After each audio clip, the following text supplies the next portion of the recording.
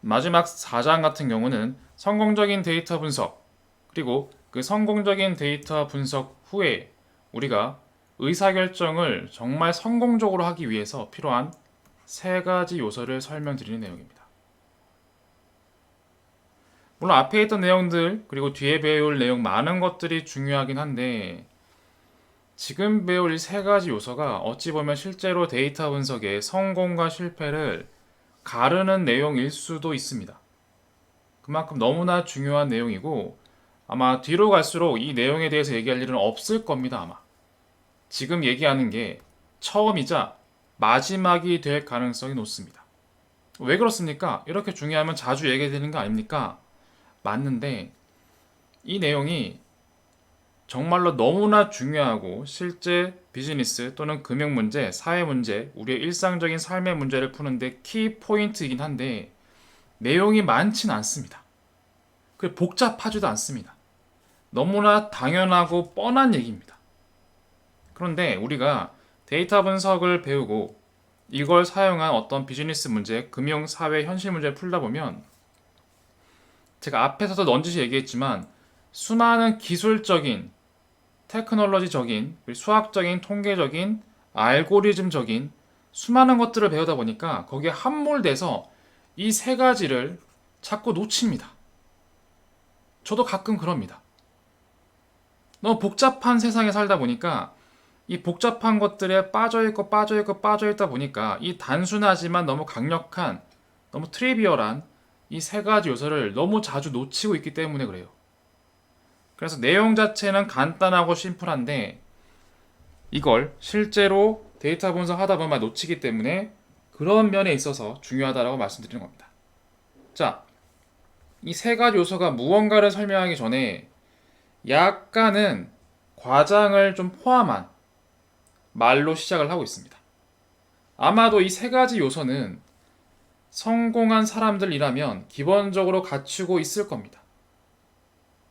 그리고 뭐 저를 포함한 대부분 사람들이 비합리적이긴 하겠지만 특정 분야에서 전문적인 지식, 전문적으로 합리적으로 의사결정하는 사람들이 가진 요소가 아마 이 세 가지가 아닐까 싶습니다.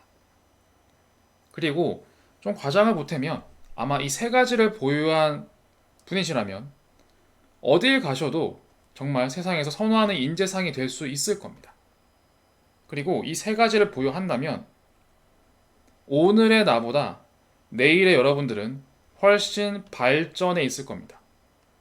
그리고 주로 나의 부족한 점, 이런 것들을 돌아보는 것보다 주로 나 이외의 것들, 내가 컨트롤할 수 있는 영역 이외의 것들을 탓하고 남을 탓하는 그런 사람들은 보통 가지지 못한 3요소일 겁니다. 과연 그것이 무엇이냐? 바로 첫 번째 문제 정의, 두 번째 분석 기획, 세 번째 성능 검증입니다.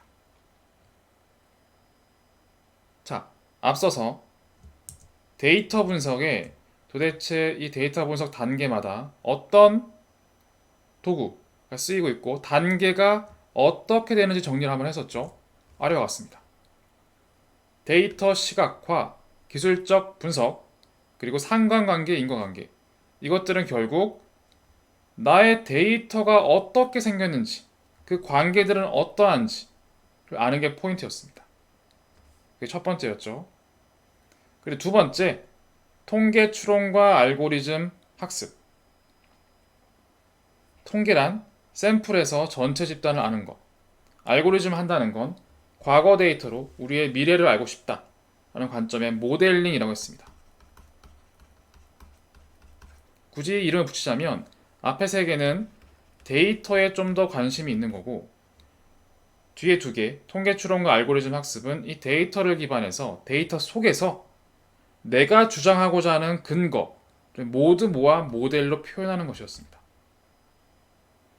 앞에서 제가 한 번씩 언급을 했죠. 이런 내용들. 그런데 사실은 이 단계에서 시각화, 분석, 인과관계, 통계 추론, 알고리즘은 지금 다 하진 않았지만 굉장히 수동적입니다. 수동적의 반대말을 능동적이긴 한데 능동적이란 게 정확한 표현은 아닌 것 같아서 반대말을 좀 창의성이라고 해볼게요. 창의성.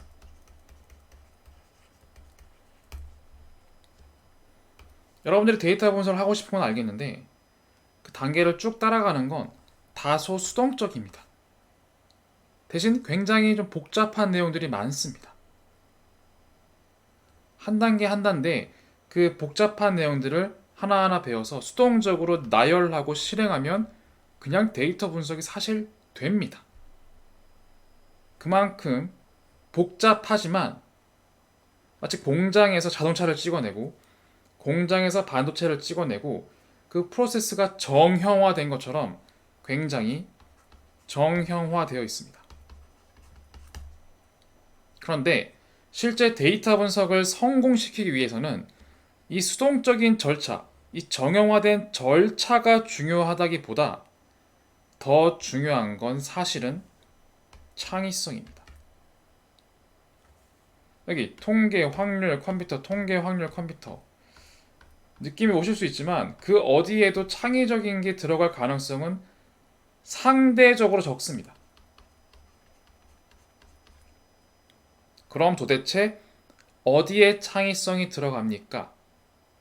그것이 바로 문제 정의, 분석 기획, 성능 검증에 결국 이 창의성이 들어가게 되어 있고 이 세 가지는 사실 이 데이터 분석 수동적인 단계에는 어디에도 포함되어 있지 않습니다. 그렇죠? 전혀 들어가 있지 않습니다. 왜 그럴까요? 이 세 개는 다소 창의적인 영역이라 수업으로 물론 창의적인 수업이면 가능하겠는데 기본적으로 데이터 분석의 단계를 익히고 이걸 활용하는 기능적인 설명을 익히는 부분에서는 사실 다소 수업으로 커버하기엔 한계가 있는 부분이기도 합니다. 저도 잘 못하기도 하고요. 왜냐하면 이게 언제 쓰이냐를 보면 바로 이거입니다. 또다시 등장하는 y는 fx. 여기에 제가 질문을 던져볼게요. 질문을. 여러분들에게 여러분들의 현실을 생각하세요. 여러분들이 어디 투자사 아니면 증권사 이런 데 가서 이런 질문을 받게 됩니다. 예를 들어서 자, 요즘 S전자 주식이 많이 떨어지고 있다. 많이 떨어지고 있는데 그 이유가 도대체 무엇이냐? 이걸 알기 위해서 문제를 좀 점프해서 경쟁사가 A사가 있는데 A사는 오히려 주식이 오르고 있더라. 그래서 질문을 던집니다. 도대체 S전자는 뭘 잘못했길래 A사는 뭘 잘했길래 매출이 올라서 주식이 가격이 오르고 S전자는 매출이 줄어들어서 가격이 떨어질까? 이런 질문을 실제로 받을 수 있습니다. 다시 정리하면 퀘스천 이겁니다. 도대체 S전자보다 A사의 제품에서 뭐가 좋은 거야 도대체? 그걸 알면 왜 가격이 오르는지 메커니즘을 알 수 있지 않을까? 이런 질문을 받을 수도 있다고 칩시다. 이상하게 보일 수도 있지만 충분히 얼마든지 들을 수 있습니다. 저도 실제로 들은 질문입니다. 그럼 그렇구나. 이걸 풀면 되네. 그럼 우리는 수업 때 배운 걸로 데이터를 시각화하고 기술적 분석을 하고 상관관계를 보고 모델링을 하면 되겠네. 아싸. 이렇게 되는 게 아니에요. 질문할게요. 데이터 뭐 쓰실 건데요?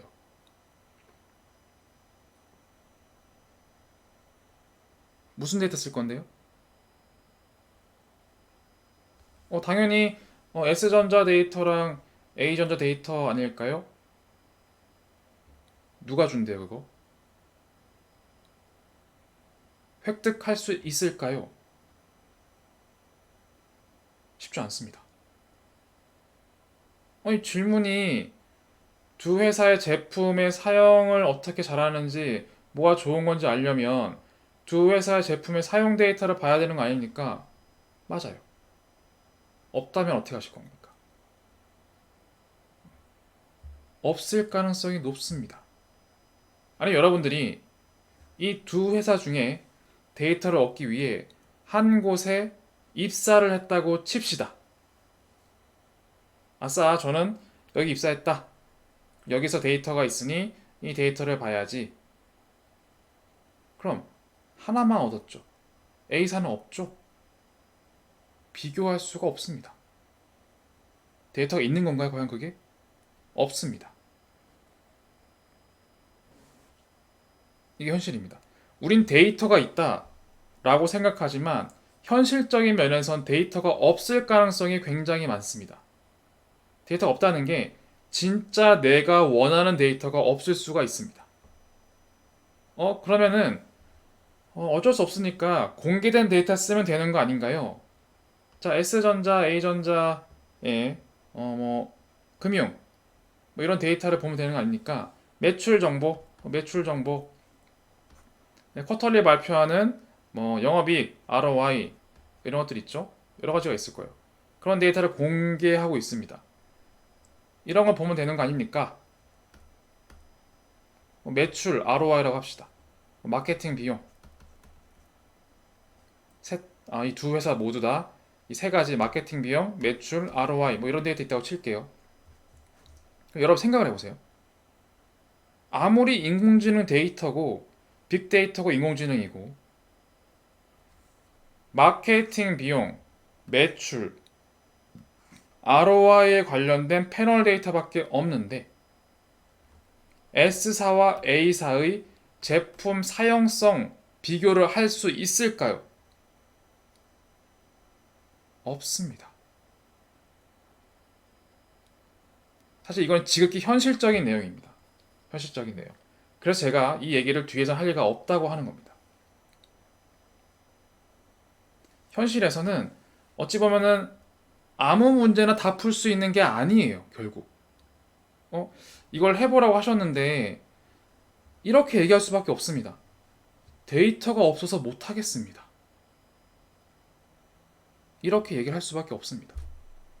즉, 그럼 이렇게 질문 받겠죠. 그럼 뭘 할 수 있는데? 가 되는 거예요. 실제로 이 전자회사를 비교하려면 제품의 사용성을 비교하면 좋겠지만 이거는 현재 데이터를 수급할 수가 없고 현존하는 이 두 회사의 금융정보, 거시정보, 미시정보, 다양한 파이낸셜 그리고 비즈니스적인 데이터가 있습니다. 이걸 사용해서 제품은 비교할 수 없지만 이들의 비즈니스적인 데이터에 하락하는 뭔가 수치가 있는지 그 패턴을 확인해 볼 수 있을 것 같습니다. 그것이 문제 정의입니다.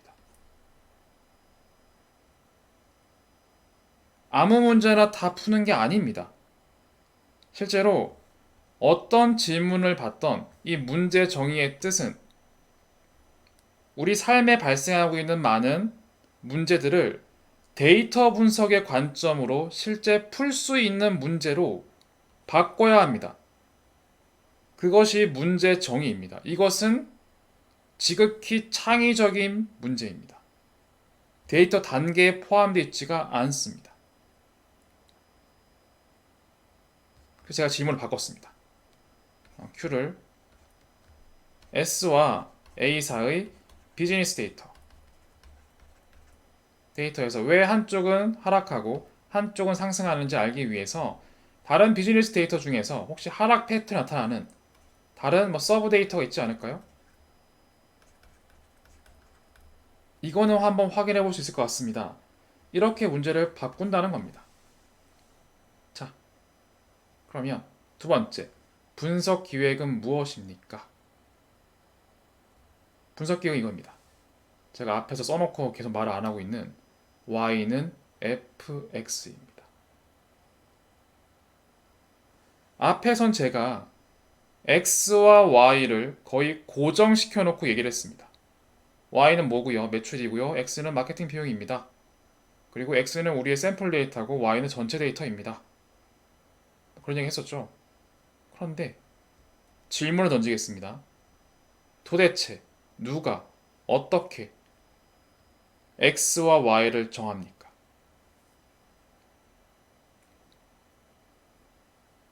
매출이 Y에 와야 할지, 마케팅 비용이 Y에 와야 할지, 그걸 누가 압니까?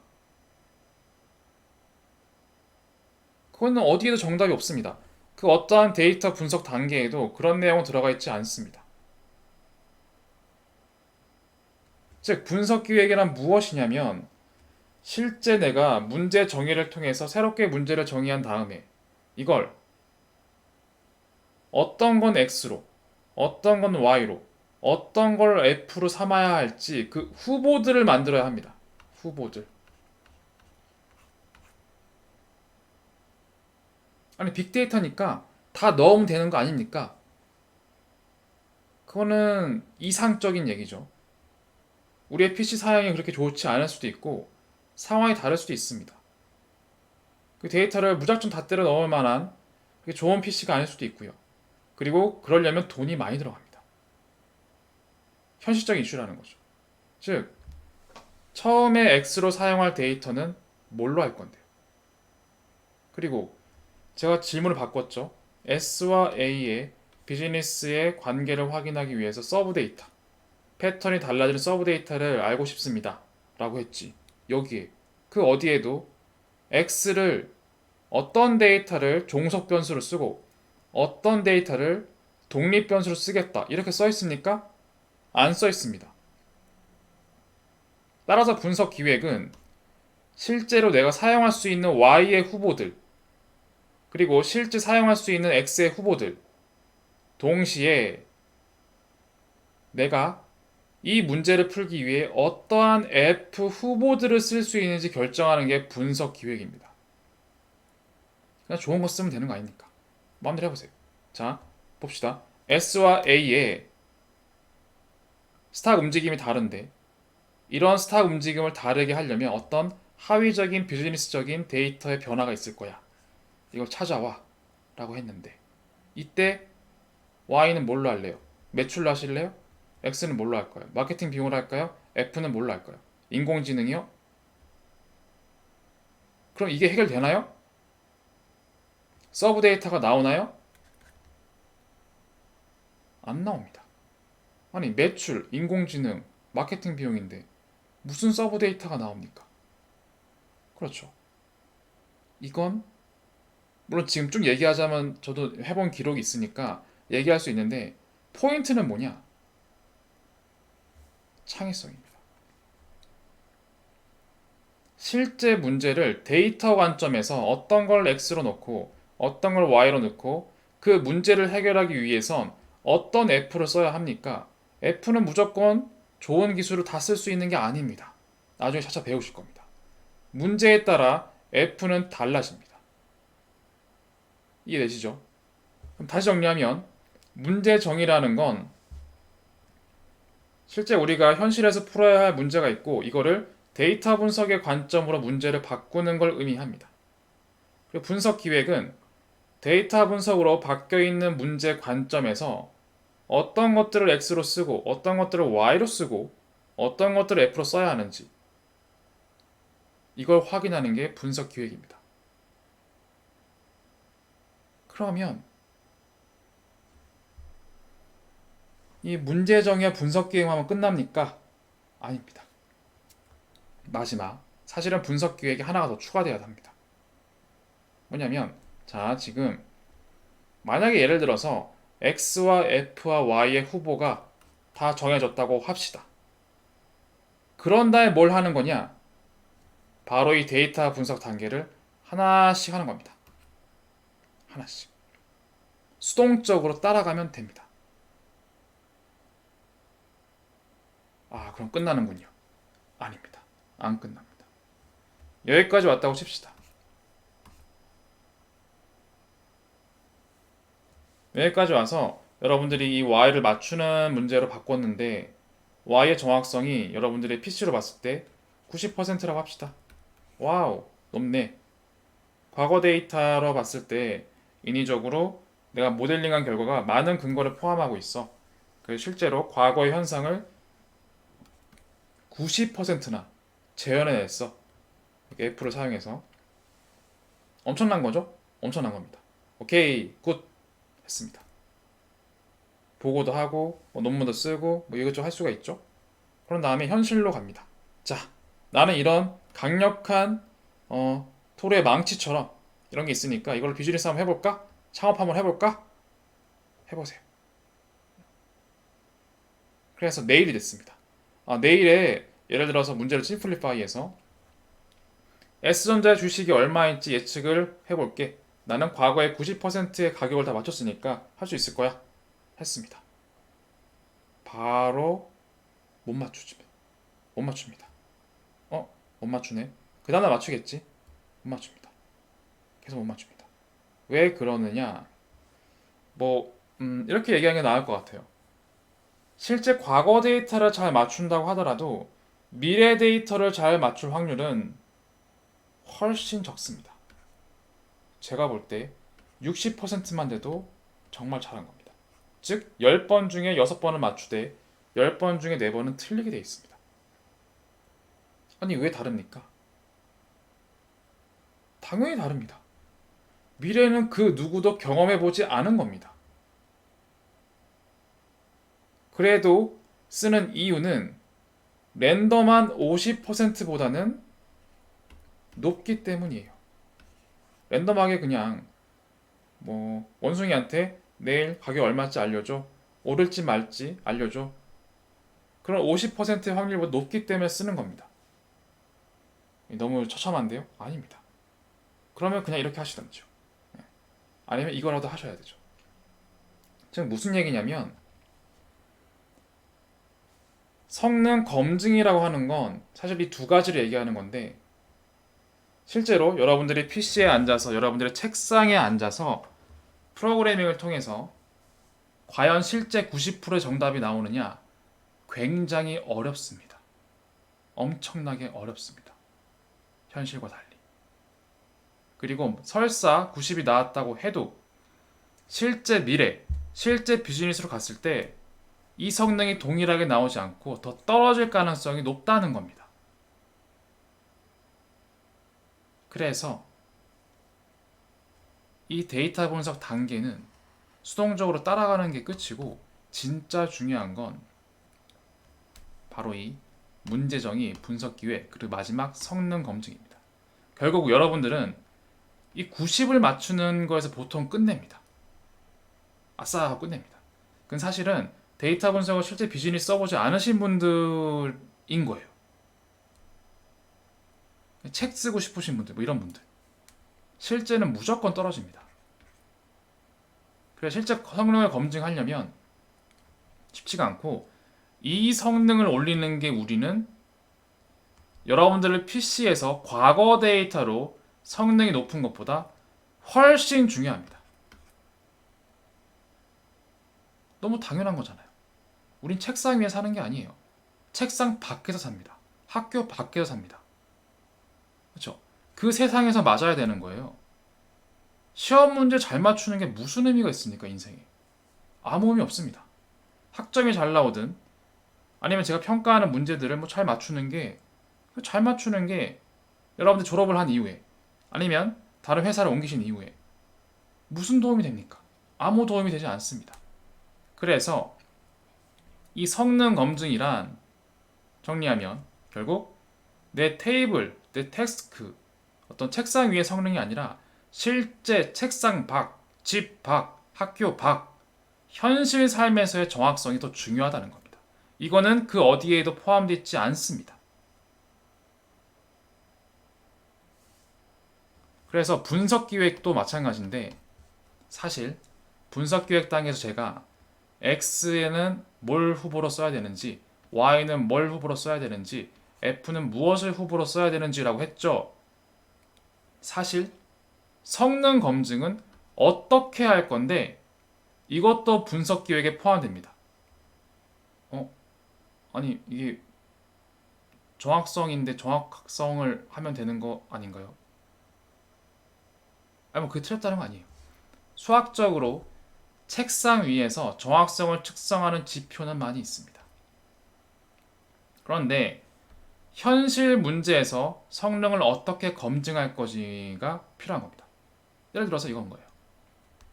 S와 A 기업에 비즈니스 이슈가 있어서 두 개의 주식 움직임 방향이 반대입니다. 서브 데이터가 있겠지라고 했죠, 제가.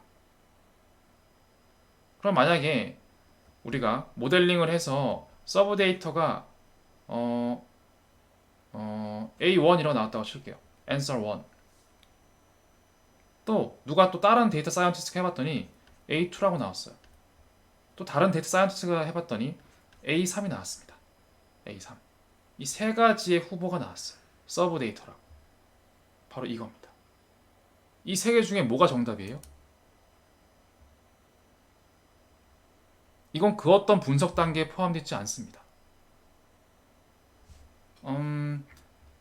A1, A2, A3 이거 한 사람들의 분석한 사람의 스펙을 볼 건가요?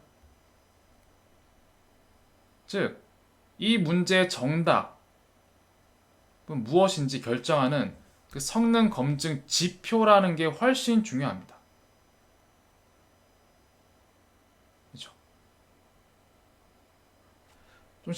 좀 더 현실적인 예를 한번 들어볼게요. 다시 한번 정리를 해서 만약에 제가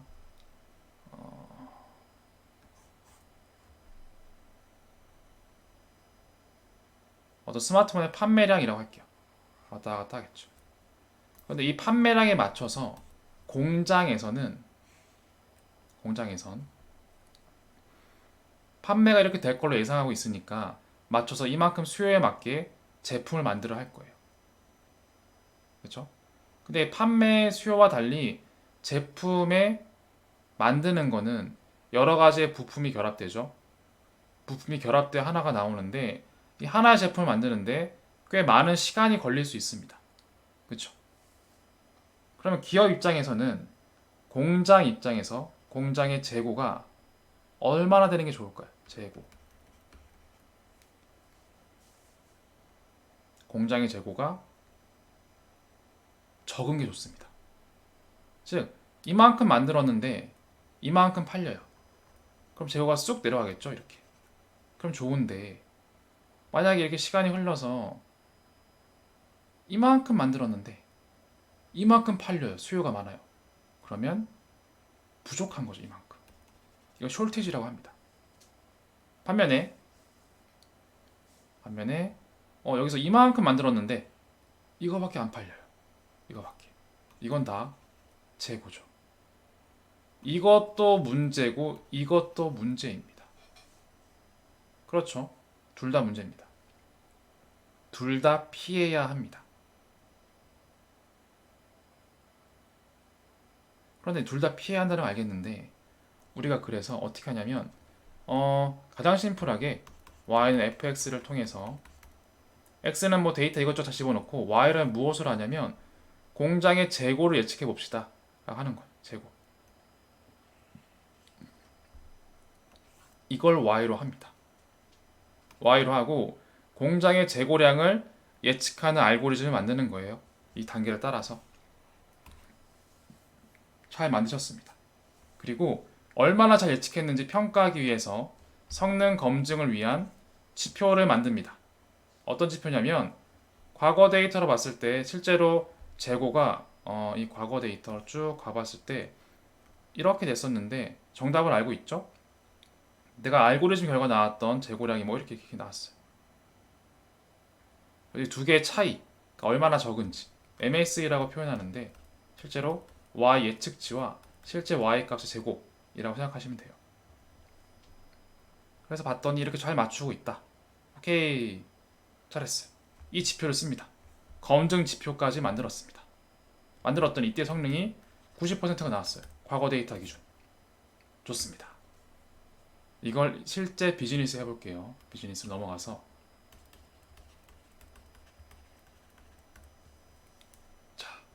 이 알고리즘을 통해서 뭘 해보냐면 실제로 미래 데이터의 재고를 한번 예측해 보는 겁니다. 미래 데이터.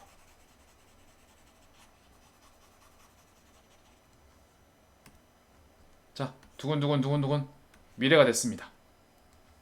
정답이 이렇게 된다고 가정을 할게요. 가정을 하고 일단 비즈니스 예측을 한 재고량이 생각보다 조금 많았어요. 살짝 이렇게 많았습니다.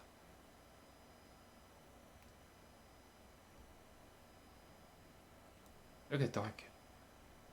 그래서 이 수치에서 이 수치를 뺀 게 결국 남아있는 재고죠. 그걸 제가 인위적으로 파란색으로 한번 그려볼게요. 재고를 봤더니 이렇게 됐습니다.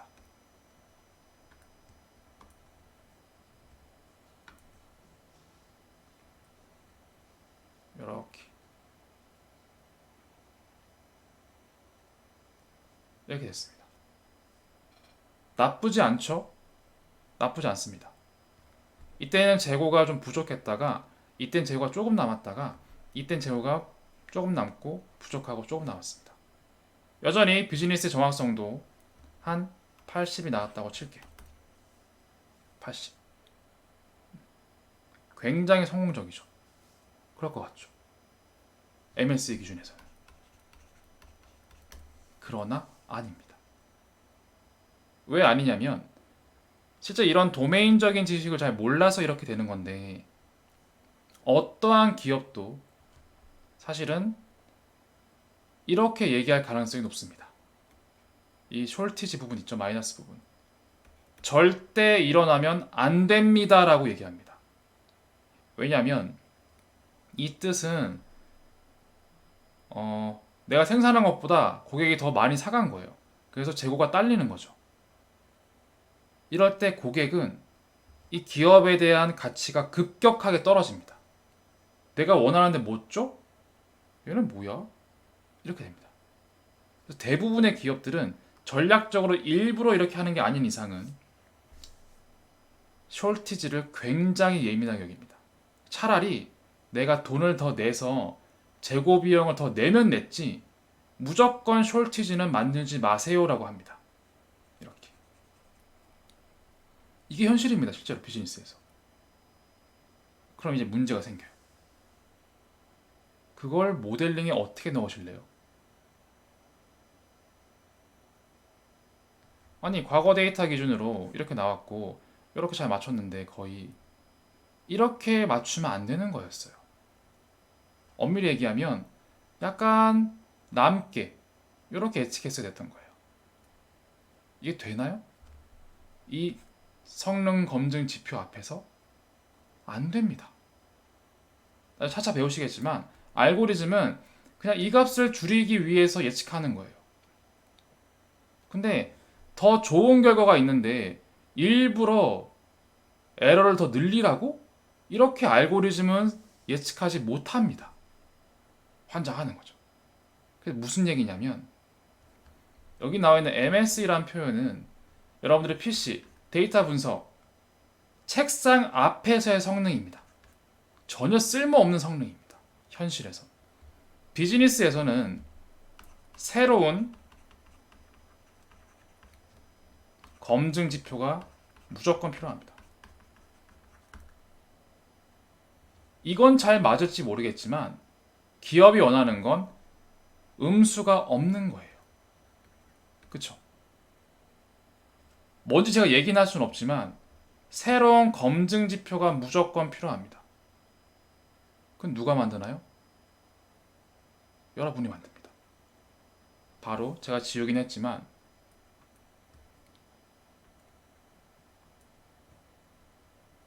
결국 앞에 지웠지만 여기 있었던 게 뭐죠? 창의성입니다.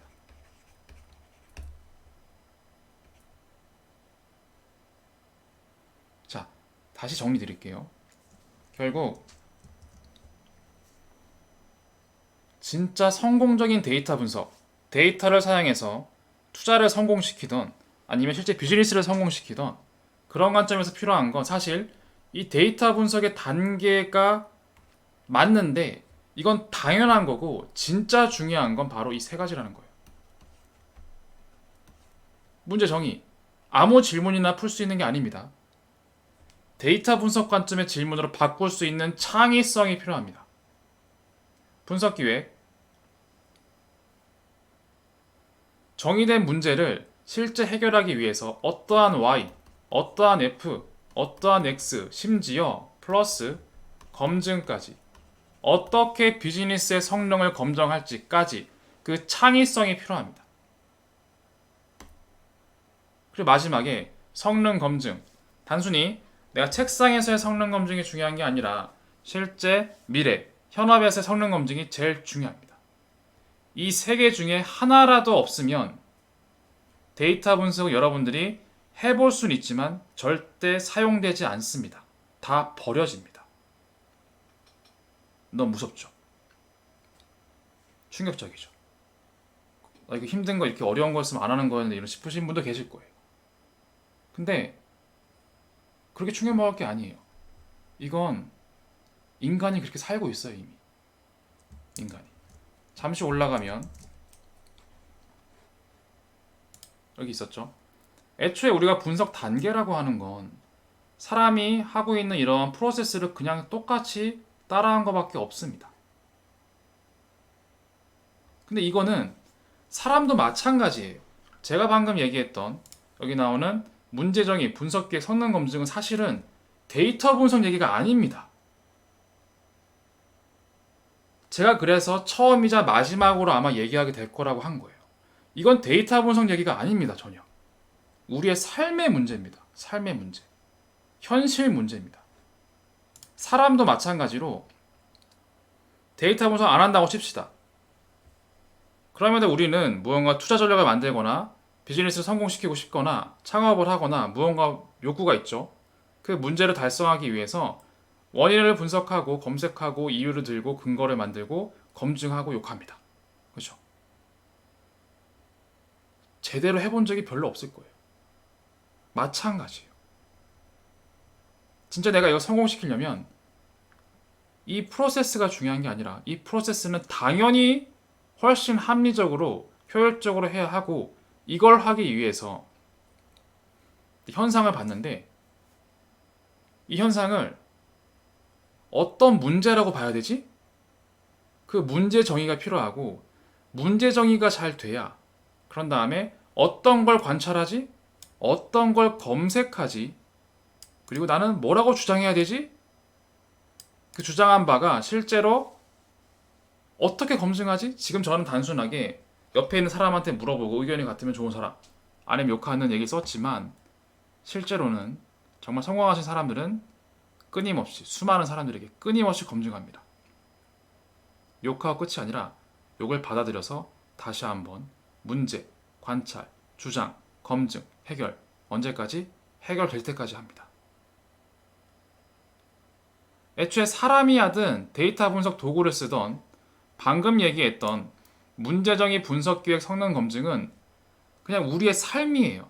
이걸 잘하는 사람들이 그래서 성공한 사람들, 특정 분야의 합리적인 사람들, 아마도 너무나 선호할 인재상, 부르는 게 몸값, 그리고 아마도 어제 여러분보다 훨씬 발전했을 뿐입니다. 그리고 단순하게 남 탓하는 게 아니라 나를 돌아보면서 나를 계속 업데이트하는 방식의 가장 중요한 포인트가 바로 문제 정의, 분석 기획, 성능 검증이라는 겁니다. 다시 한번 얘기하지만 제가 시작은 성공적인 데이터 기반 의사결정이라고 표현을 썼지만 이 세 가지는 데이터 분석에서도 이 세 가지가 있어야만 성공을 한다라고 했지만 단순히 데이터 분석 이외에 우리 인생, 우리의 비즈니스, 우리의 투자 전략, 창업 모든 케이스에서 이걸 감당하고 이겨내고 해내시는 분들이 결국 대부분 성공하더라 이 뜻입니다. 지금은 크게 공감 가지 않으실 수도 있는데 사시면서 한번 그러신 사람들을 성공한 사람들만 보다 보면 느껴집니다. 우리는 일반적으로 현상을 보고 몇 번 검색하고 그냥 이런 거 아닐까 했다가 룸메이트가 그런 거 같아 하면 룸메이트 이상하게 마음에 들고 아니면 욕하고 끝이죠.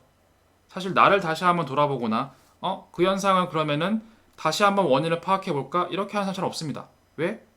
머리가 아파요. 힘들어요. 귀찮아요. 실제 그게 맞습니다. 그렇기 때문에 사실은 이게 하기 싫습니다.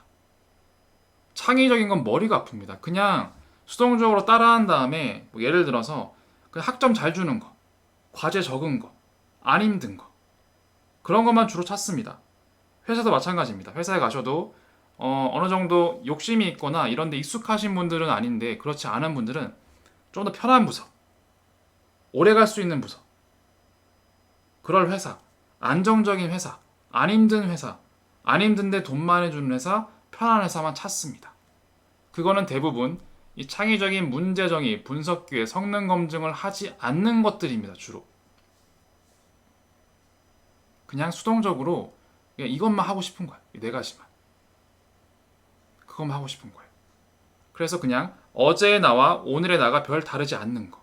아주 편한. 어제 나도 TV에서 침대에서 TV에 왔으니까 오늘의 나도 그대로인 거. 그걸 마치 안정적이고 편하다고 느끼는 게 저를 포함해서 다 그렇습니다. 너무 당연한 겁니다. 사람이라면. 너무 당연한 겁니다. 그렇게 움직이는 패턴은 너무나 공감하고 당연한 건데, 단 스스로 감당해야 됩니다. 그런 걸 원하시면 과감히 포기할 건 포기해야 합니다. 실제로 이런 단계를 통해서 이런 걸 활용해서 데이터 분석 툴을 사용해서 성공할 수가 있을 건데, 성공의 희망은 과감히 포기해야죠. 그건 욕심이죠. 단순히 학점을 잘 받고 시간 때우는 건 좋은데 내 능력이 커지는 거는 포기해야죠. 내 잠재력을 찾는 건 포기해야죠. 그것까지 노리는 건 너무한 욕심이죠. 사실은. 그 많은 것들은 포기한 채로 나는 그냥 살겠다. 그냥 있는 듯 없는 듯 살겠다. 그러면 오케이. 그렇지 않고서는 내가 좀 더 다른 나가 되고 싶다. 무언가 성공한 사람들과 같이 따라가고 싶다. 좀 더 합리적으로 잠재력 있고 경쟁력 있는 사람이 되고 싶다. 그렇다면 이 세 가지를 한번 깊이 있게 생각을 해보시기 바랍니다. 그런 게 없다면 안 하셔도 됩니다. 하지만 저는 여러분들에게 지금이라도 이 세 가지를 한번, 지금이 제가 처음이자 마지막으로 얘기하는 내용이기 때문에 한 번쯤은 생각해 보시면 좋을 것 같습니다. 그래서 이 문제정의, 분석기획, 성능 검증은 데이터 분석 단계에서는 포함되어 있지 않습니다. 포함되어 있지 않지만 이 부분은 창의적인 영역이고 결국 우리의 삶, 우리의 비즈니스, 우리의 투자 전략 이런 걸 포함해서 우리의 삶에서 주로 성공한 사람들과 그렇지 않은 사람들이 많이 나누어지는 경계 중에 하나가 아닌가 싶습니다. 자, 다시 데이터 분석으로 넘어와서 다시 캄다운하고 데이터 분석을 익히는데 다시 한번 좀 더 포인트를 해봅시다. 자, 문제정의, 분석기획, 성능 검증, 이거를 아래에 있는 그림으로 한번 보겠습니다. 위에 있는 데이터 분석 단계와는 많이 다릅니다. 실제로 데이터를 사용해서 마케팅을 하는 업무 프로세스를 봤더니 실제로 잘 돌아가는 경우에 다음과 같이 문제를 파악하고 가설을 세우고 목표를 정하고 조사를 하고 어떻게 분석을 기획할까 설계를 합니다. 이건 지극히 창의적인 영역입니다. 머리가 아픈 거죠. 하고 싶지 않은 영역이긴 합니다. 그리고 이 설계가 끝난 다음에서야 데이터를 수집하고 분석 데이터를 정리하는 겁니다. 데이터 전처리라고도 합니다. 그런 다음에 실제로 이 스텝에 따라서 맞게 분석, 인사이트 추출, 분석 결과 협의를 하는 겁니다. 즉 무슨 얘기냐면 성능 검증을 제외하고 문제 정의와 분석 기획은 바로 이 앞단의 포진에 있습니다. 앞단에. 이거는 사실 수업으로 커버하는 게 쉽지가 않습니다. 왜냐하면 도메인적인 특성도 필요하고 다양한 분야가 들어가기 때문이에요. 그래서 이 분야를 제외하고 수동적으로 할 수 있는 부분, 이런 부분을 배우는 겁니다. 이 부분은 제가 파란색 박스를 쳐놓은 이유처럼 정말 너무나 수동적이고 정형화되어 있고 그냥 따라가면 되는 겁니다. 자, 그런데 그럼 이 흐름을 봤을 때 문제 정의, 분석 기획, 그리고 성능 검증까지, 성능 검증은 사실은 이 뒤에 얘기죠. 성능 검증 뒤에 얘기인데 이 세 가지 중에 셋 다 창의성의 문제인데 뭐가 제일 중요할까요?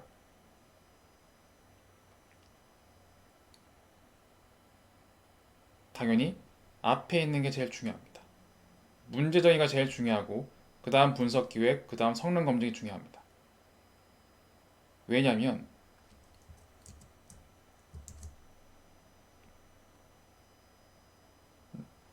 제가 써놓은 것처럼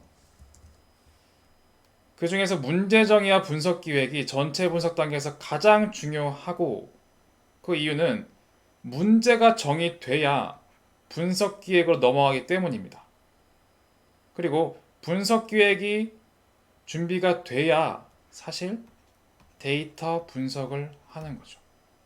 그리고 데이터 분석이 끝나야 그래야 성능 검증이 가능합니다. 우린 사실 제가 여기 DA라고 써놓은 데이터 어널라이시스의 약자인 DA라고 써놓은 이 분석 단계를 제가 강의하고 배우고 있지만 실제로 제일 중요한 건 이것을 제외한 문제 정의, 분석 기획, 성능 검증이라고 했고 이 플로우를 보시면 아시겠지만 이걸 우린 열심히 배우고 하고 계시겠지만 안타깝지만 이 데이터 분석 계획이 없으면 해봤자 무쓸모입니다.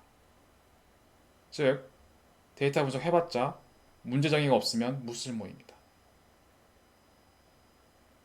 그래서 이 두 개가 제일 중요합니다. 예를 들어 볼게요. 앞에 예에서 제가 퀘스천을 바꿨죠. 이렇게 S4 vs A4 S는 떨어지고 A는 올라가고 그래서 이거에 대한 서브 데이터 이런 걸 썼었죠. 그렇죠? 썼습니다. 그래서 Y는 F, X를 구축을 했고 분석 계획이 끝났어요. 근데 만약에 해봤는데 잘 안 됐어요. 아니면 시작도 못했는데 갑자기 위에서 S랑 A4 말고 S랑 G4랑 해봐 라고 하는 순간 어떻게 될까요? 다 바뀝니다. 분석 기획의 내용이 싹 다 버려야 돼요. 나는 어떤 걸 X로 하지, 어떤 걸 F로 하지, 어떤 걸 Y로 하지 다 새로 만들어야 합니다. 그래서 이걸 열심히 배우고 이걸 열심히 하고 있는 건 좋은 건데 앞에 거가 바뀌면 다 바뀝니다. 결국. 즉 문제가 바뀌면 분석 기획이 바뀌고 분석 기획이 바뀌면 Y는 fx라고 할 XYF가 바뀌고 심지어 성능을 검증하는 방법조차 바뀝니다. 이게 현실인 겁니다. 자, 데이터 분석은 도구죠, 도구. 이건 우리의 삶입니다. 우리의 삶은 바뀌지 않습니다. 삶은 바뀌지 않는데 도구만 바뀌는 거예요. 도구. 그래서 도구에 함몰되지 말라는 얘기를 자꾸 하는 거예요, 제가. 이걸 배우는 건 좋은데 이게 데이터 분석의 전체인 것처럼 생각하시면 안 됩니다. 앞에서 그런 얘기 했을 겁니다, 아마. 그 월마트의 창업자가 실제로 매장의 입지 선정을 위해서 1970년도에 실제로 비행기를 타고 자동차 도로에 차가 얼마나 다니는지를 계산했다고 합니다. 이 입지 선정 문제는 1970년도만 필요했던 게 아닙니다. 2000년도, 2020년도, 앞으로 2050년도 계속 필요합니다. 이 문제, 바로 문제 정의, 분석 기획, 이것은 계속 남아 있습니다. 사라지지 않습니다. 단지 사용한 분석 도구가 이때는 비행기였던 게 지금은 인공위성 데이터를 활용할 수 있는 파이썬이 되는 거예요. 도구만 바뀐 것이지 애초에 우리의 문제는 변하지가 않습니다. 평생. 그렇기 때문에 문제 정의와 분석 기획이 전체 데이터 분석 단계에서 가장 중요할 수밖에 없습니다.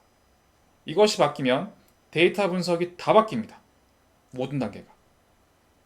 이해되시죠? 자, 이렇게 큰 뷰로 말씀을 드리고 세세하게 한번 보겠습니다. 첫 번째, 문제 정의. 문제 정의란 현실에서 어떤 문제를 풀 것인지 정하는 것입니다. 우리도 마찬가지 일상생활의 매 순간마다 의사결정에 필요한 문제들을 해결하고 있습니다. 당장 점심 뭐 먹지? 나 혼자면 쉽게 해결할 수 있는데 친구들이 많아. 아니면 직원들이 많아. 협의하는 게 일이죠. 그것도 사실은 일종의 데이터 분석입니다.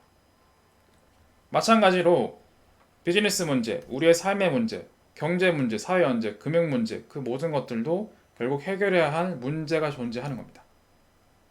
그리고 이 문제를 실제 데이터 분석 과정에서, 데이터 분석 입장에서 어떻게 데이터 분석 문제로 바꾸고 어떻게 검증, 증명할지를 기획하는 게 분석 기획입니다. 그래서 만약에 문제 정의에서 해결해야 할 문제가 없다. 그럼 당연히 분석 기획도 못합니다. 못하고 문제가 바뀐다. 분석 기획도 바뀌어야 합니다. 디펜던시, 의존도가 다소 있는 겁니다. 그리고 통상 이 분석 기획을 위해서 고민해보는 문제가 대충 잡아도 10개 이상입니다. 읽어볼까요? 내가 풀어야 하는 문제가 도대체 무엇인지, 명확하게 어떻게 정의하고 제시하면 되는 건지. 그래서 일단 컴퓨터, 기계한테 시키기 전에 사람은 어떻게 하는지 대충 알아야지 방향을 알겠죠? 그리고 어떤 데이터가 필요하지? 그 데이터는 잘 수집이 되나? 사와야 되나? 돈 들어가나? 어떻게 해야 되지? 수집하기 쉽지가 않나? 오래 걸리나? 내 PC에 업로드가 안 되나?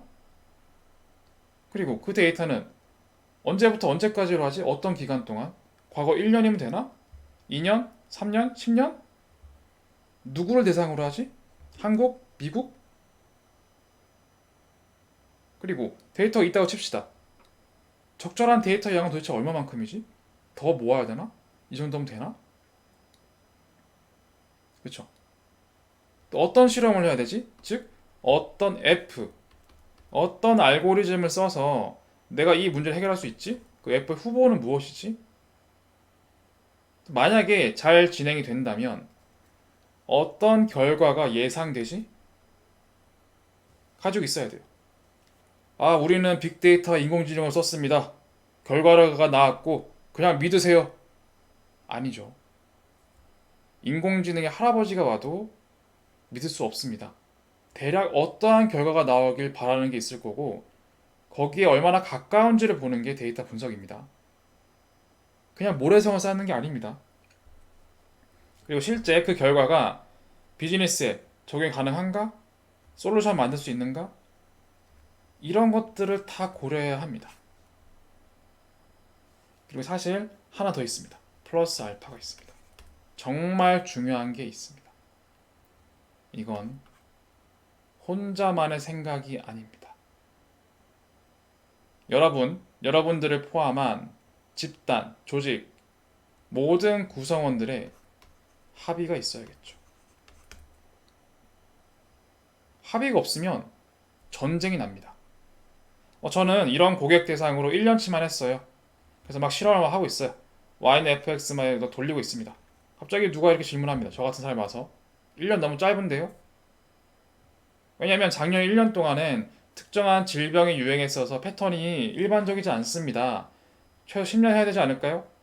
하는 순간 다 물거품입니다. 새로 해야 됩니다. 그래서 이 기획이 단순히 데이터 사이언티스트가 혼자 하는 게 아닙니다. 모든 사람들의 합의가 된 결과들이 있어야 그제서야 데이터 분석을 할 수 있는 겁니다. 따라서 이게 없는데 데이터 분석하고 있으면 죄송한 표현이지만 버려질 가능성이 높습니다. 앞에 있는 게 바뀌면 새로 해야 되거든요. 그래서 그래요. 그런 다음에 DA로 가면 데이터를 수집하고 이러한 설계 방식에 따라 그리고 배웠던 대로 분석하고 검증하고 인사이트를 추출하고 아주 수동적으로 그냥 하면 됩니다. 그런 다음 이제 실제 문제가 있죠. 테이블에서 잘 나왔네. 한번 성능 검증 해볼까? 실제 현실 실제 비즈니스에서 검증하는 겁니다. 이게 없으면 책상에서만 데이터 분석하는 건 아무 의미 없습니다.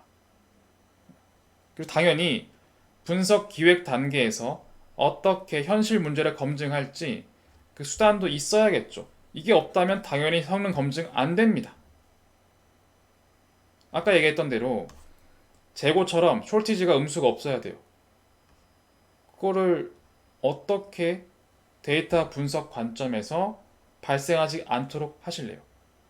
다른 추가적인 검증 지표가 있어야 된다라고 했죠. 0보다 커야 한다든지 뭐 그러한 그런 것들이 무조건 있어야만 검증이 가능하고 그 분석 기획에서 성능 검증이 가능한 수단이 있다는 가정하에 실제 데이터 분석의 결과를 비즈니스에 한번 검증해보는 겁니다. 이 검증이 없다면 결국 데이터 분석은 안 한 거와 같습니다. 따라서 우선순위는 문제 정의가 그 어떤 단계보다 제일 중요하고 그 다음에 문제 정의가 잘 된 이후에 분석 기획 단계가 그 어떠한 단계보다 중요합니다. 또한 분석 기획을 통해 데이터 분석을 한 다음에 실제 데이터 분석을 성공적으로 끝내려면 반드시 성능 검증이 수반되어야 합니다. 현실에 대한 성능 검증. 그것이 데이터 분석의 끝이자 완성이라는 겁니다. 자, 상당히 많은 얘기를 했는데 다시 정리 한번 드리면 제가 사실은 초반에 거창하게 워딩으로 시작을 했다고 했지만 그렇게 거창하지 않을 수도 있습니다. 실제 우리의 데이터 분석이든 우리의 인생이든 아니면 실제 비즈니스든 우리나라의 경쟁력이든 무엇이든 데이터 분석이란 그저 도구입니다. 수동적으로 따라가면 되는 도구고 이 도구에 대해서 도구를 쓰던지 아니면 여러분들이 직감에 의존하던지 경험에 의존하던지 친구한테 물어보든지 다 똑같습니다. 아무거나 쓰면 됩니다. 그러나 우리의 현실에서는 그건 도구일 뿐 진짜 중요한 건 예나 지금이나 미래에나 항상 존재하게 될 문제, 바로 문제정의 분석기획 성능 검증이 실제 여러분들을 훨씬 더 경쟁력 있게 만들어주는 겁니다. 이게 포함된 결과이어야 그것이 우리의 삶과 오늘의 나보다 내일의 내가 아니면 우리의 사회가 좀 더 좋은 방향으로 돌아가는 것이지 이게 없고 계속 이것만 반복하고 있으면 이런 표현이 뭐하지만 그냥 공장에서 똑같은 신발을 찍어내는 거랑 다를 게 없습니다. 어제 봤던 TV 프로를 오늘 또 보는 거랑 다를 게 없습니다. 너무나 중요한 것이고 한 번쯤 이 챕터 말고는 다시 한번 얘기할 일이 없습니다. 한번 생각을 해보는 시간을 드리면 좋을 것 같고요. 우선순위 3개의 우선순위를 정하면 결국 앞에 있는 것들이 다 뒤에 영향을 미치기 때문에 성능 검증보다는 데이터 분석, 데이터 분석보다는 분석 기획, 분석 기획보다는 문제 정의가 가장 중요하다. 이 단계를 통해서 성공적인 데이터 분석, 성공적인 우리의 삶, 우리의 인생, 우리의 비즈니스, 우리의 사회를 만들기 위해선 결국 제가 수동적인 부분은 다 알려드리겠지만 이 수동적인 것 이외의 것들, 문제 정의, 분석 기획, 성능 검증, 이 창의적인 부분은 여러분들께서 의지를 가지고 해주시기를 부탁드리겠습니다.